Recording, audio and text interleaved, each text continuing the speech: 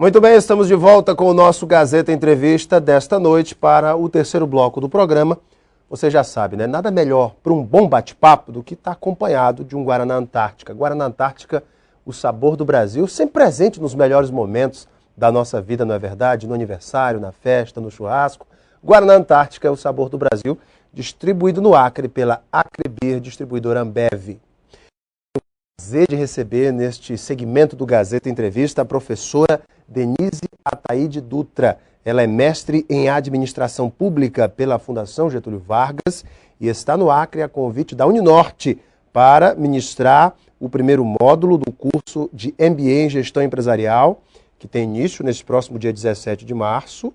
Aliás, o início é amanhã, para você de casa ficar atento.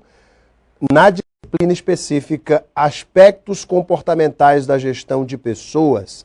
A professora Denise também será a coordenadora do curso de MBA em Desenvolvimento Humano de Gestores da Fundação Getúlio Vargas da Uninorte, que deve ter início em agosto deste ano. Professora Denise, muito boa noite. Muito boa noite, Alan. Tudo bem? Tudo bem, tudo Primeira ótimo. vez no Acre. Primeira vez no Acre, é um grande prazer estar aqui no Acre, que é um estado que eu ainda não conhecia, né? Acho que é um dos poucos desse país que eu ainda não conhecia. Eu sei que é um estado que está pujante aí, em alto desenvolvimento. É um prazer estar com a Uninorte, em nome da Fundação Getúlio Vargas também, né? Essa instituição que é uma referência aí no mundo inteiro. E está inaugurando, né, essa parceria da Fundação com a Uninorte nesse curso de gestão empresarial e especificamente nesse tema, aspectos comportamentais da gestão. A senhora tema bastante atual. É muito atual. A senhora é psicóloga organizacional, com pós-graduação em gestão empresarial e educação e mestre em administração pública. Isso. Aliás, temas que hoje os gestores, os empresários, os líderes precisam se atualizar, precisam estar atentos às mudanças desse mundo globalizado. Primeiramente, professora, a senhora vai ministrar este módulo, Aspectos Comportamentais da Gestão de Pessoas. E gerenciar pessoas não é fácil. É um desafio contínuo das empresas. O que trata este módulo, especificamente? Bom, este módulo trata exatamente de aspectos como motivação, liderança, comunicação, comportamento organizacional, todos esses aspectos a respeito da relação das pessoas com o trabalho, da relação das pessoas dentro da própria organização, e para sensibilizar o gestor para estas questões, né, que, como você falou, hoje em dia, o grande desafio de um gestor provavelmente não passe pela questão da gestão dos processos, mas fundamentalmente pela gestão das pessoas, né? Porque são as pessoas que transformam qualquer recurso num resultado bom ou ruim. Então, esse é o maior desafio. E segundo pesquisas, um gestor ele utiliza 80% do seu tempo de trabalho na gestão das pessoas e apenas 20% na gestão do processo propriamente dito. Mais ou menos o princípio de Pareto, né? Exatamente, a regra 80-20. exatamente. A revista Exame trouxe uma pesquisa. Hoje no Brasil se investe por ano cerca de 100 milhões de reais em treinamento. Empresas, fundações, instituições também do poder público, em treinamento de pessoas. Também, segundo a revista, 10% desse pessoal realmente absorve esse treinamento, coloca em prática aquilo que foi disponibilizado no treinamento. O que está faltando, professora? A senhora que tem pleno conhecimento disso, falta o quê para que realmente todo esse treinamento seja efetivamente colocado em prática? Nossa, é interessante essa tua primeira pergunta, porque exatamente há 10 anos atrás, aliás, há 11 anos atrás, em 2000, esse foi um tema, o que está faltando nos nossos programas de treinamento e desenvolvimento, foi um tema de uma palestra que eu dei em São Paulo, em 2000. Pra você ter uma ideia, quanto isso me preocupa. Eu tinha pesquisado. Verdade. Então, assim, eu penso que passa por alguns aspectos. Um deles são as organizações acharem que você muda comportamento das pessoas, porque qual é o propósito de um treinamento? É mudança de atitude, mudança de modelo mental, né? Que as pessoas passem a perceber a entender e a atuar de forma diferente dentro das suas organizações. E para que haja mudança de comportamento, é preciso que haja uma continuidade dos processos. Infelizmente, a maioria dos gestores ainda trabalham, eu brinco, por espasmos, né? Quer dizer, faz uma ação, um treinamento, e não investe mais e acha que esse treinamento de 16, 20, 40 horas, ele vai magicamente transformar o comportamento das pessoas que vinham num hábito até então, e é claro que, quer dizer, tem que ter continuidade. Os treinamentos, eles não podem estar fundamentados só na questão dos conceitos, na parte cognitiva do conhecimento. Quer dizer, tem que ter conhecimento, porque o conhecimento é o gerador desta mudança.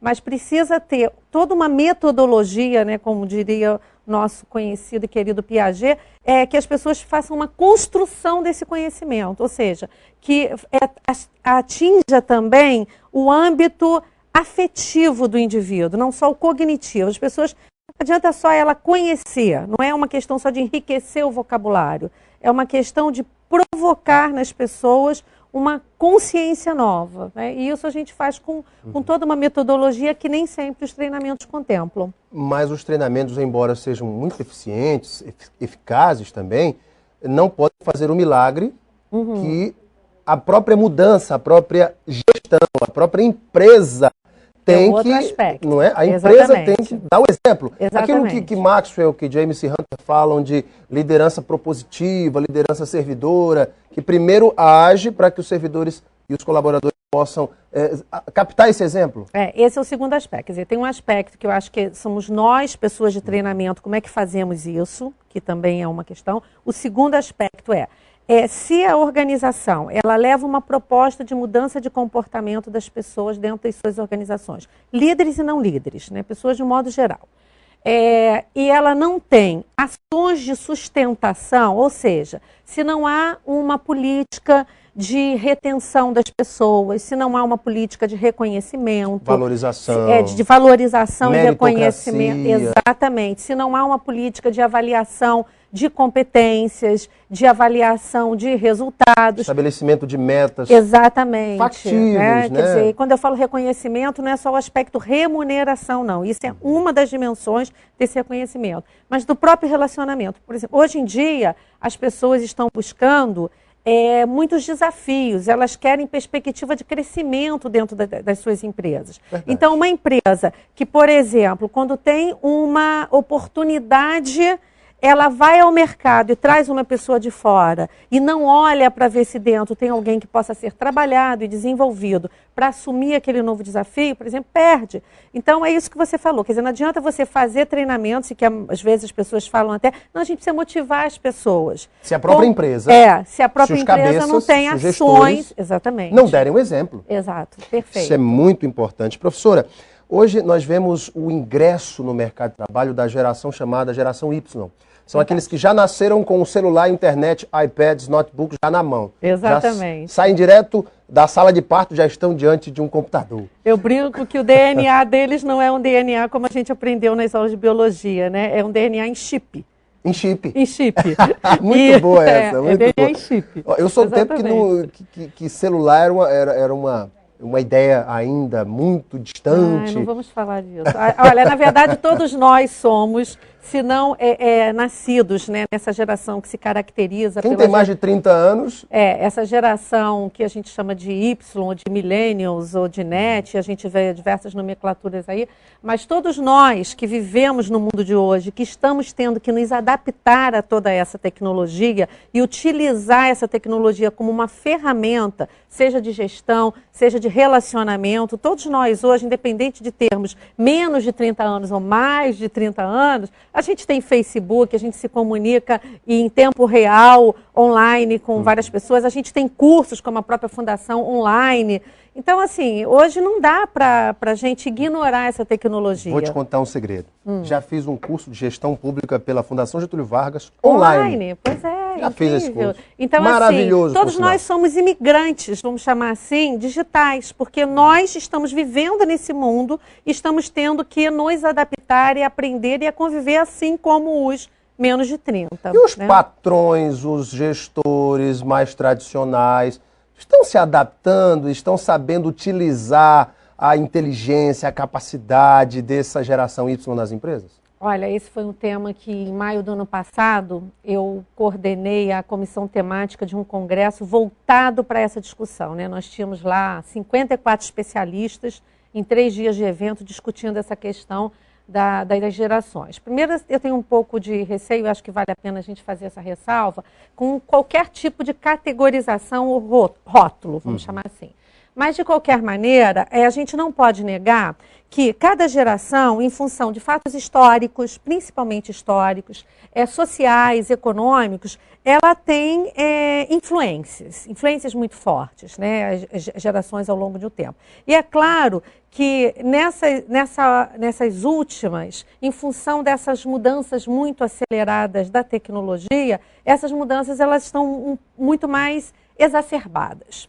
E eu percebo que os gestores, de um modo geral, não estão preparados para lidar com essa situação. Porque hoje em dia, se a gente for olhar, nós temos dentro das organizações públicas ou privadas uma diferença, um gap de 40 anos. Nós temos pessoas de 60 e poucos anos trabalhando, ativas, produtivas, brilhantes, e de um modo geral até muitas delas exatamente em funções de gestão, pelo seu know-how, pela sua experiência. E temos jovens de 20 e poucos anos ingressando no mercado de trabalho. É claro que existe um choque de geração. Assim como existe na família, existe dentro das organizações. E eu penso que nenhuma das partes, nem quem está das gerações mais antigas, e o jovem que está chegando agora, estão ainda muito preparados e sensibilizados para lidar com essa questão. Eu diria que existe uma atitude ainda muito preconceituosa a respeito desse tema. Ou seja, o jovem já chega achando que todo mundo que está lá já devia estar aposentado, que já está ultrapassado, que não tem nada para contribuir. Genericamente falando, porque quando a gente categoriza, claro, a gente corre o risco de ser absolutamente injustiças com pessoas que têm um olhar diferente para essa questão. Mas, linhas gerais, genericamente falando, as pessoas não têm essa sensibilidade. Então, o que acontece? Tanto o jovem chega, como se a gente diz na gíria, se achando, eu vou mudar o mundo. Porque ele tem um conhecimento que, indiscutivelmente, eu não tenho dúvida que meu filho de 14 anos sabe muito mais que eu, com todos os cursos que eu tenho, com toda a formação acadêmica que eu possuo, com todo o nível de leitura que eu possuo. Então, assim, eles têm muito mais conhecimento, mas eles se perdem no meio desse conhecimento, eles não sabem pegar aquilo que é importante, eles não sabem como aplicar aquilo a serviço de uma melhoria da sua atuação. Porque talvez a nossa educação foi aquela de ler, fazer resenhas, fazer uma crítica de um material. Exato. E a nossa geração aprendeu isso. E a atual geração dessa juventude que está vindo agora tem muito conhecimento, principalmente por causa da internet. Mas fica na superficialidade. Não se aprofunda. Isso também não vamos generalizar. De modo geral. Tem gente que se aprofunda. Lógico, dos dois lados. E assim, só para complementar essa questão, e existe do outro lado também, né? Os mais... conservadores. Os mais antigos, né? Os mais velhos, cronologicamente falando, que isso também é muito relativo. Eu conheço jovens com cabeças de velho e existem pessoas de idade mais avançada e que têm uma cabeça extremamente arejada e inovadora. Mas existe dos dois lados, porque também tem a questão de quem está na organização achar que, imagina, você está chegando agora, você não sabe nada desse negócio, então você não vai ter nada para agregar para esse negócio. Então existe essa dificuldade. Eu penso que a saída é exatamente perceber assim, o que ambas as gerações têm de bom para contribuir. Você tem uma experiência que já está aí, que você construiu ao longo de um tempo da sua trajetória e da sua carreira. Eu tenho conhecimentos extremamente atuais, eu tenho uma visão de mundo diferente e a gente pode juntos começar a construir uma organização e um modelo de gestão muito mais inovador, muito mais empreendedor. Mas é preciso ter abertura de ambas as partes. Professora Denise Ataide Dutra, infelizmente o nosso tempo estourou. Eu queria tanto falar de outros temas contigo, gestão e liderança, competências críticas, esse modelo de gestão atual em empresas tradicionais e na administração pública, mas eu vou ter que convidar a professora em outra oportunidade. Que pena, professora. Obrigado pela tua vinda. Eu que lamento. Muito obrigada. Foi um prazer enorme. Sucesso para ti. A senhora vai dar alguma palestra aqui em Rio Branco, não? Não, ainda não está agendada nenhuma palestra. Professora Indira, agende uma palestra com a professora Denise, porque eu estarei lá para ouvi-la. Eu não acredito que acabou, a gente já está fora do ar. Já estamos encerrando, eu agradeço a tua vinda, sucesso imenso para ti. Muito Para obrigada. vocês de casa também que nos acompanharam, uma pena. Eu queria bater mais um papo, mas acabou o tempo. Muito obrigado pela audiência e o carinho. Um beijo a todos, fiquem com Deus no coração e até amanhã.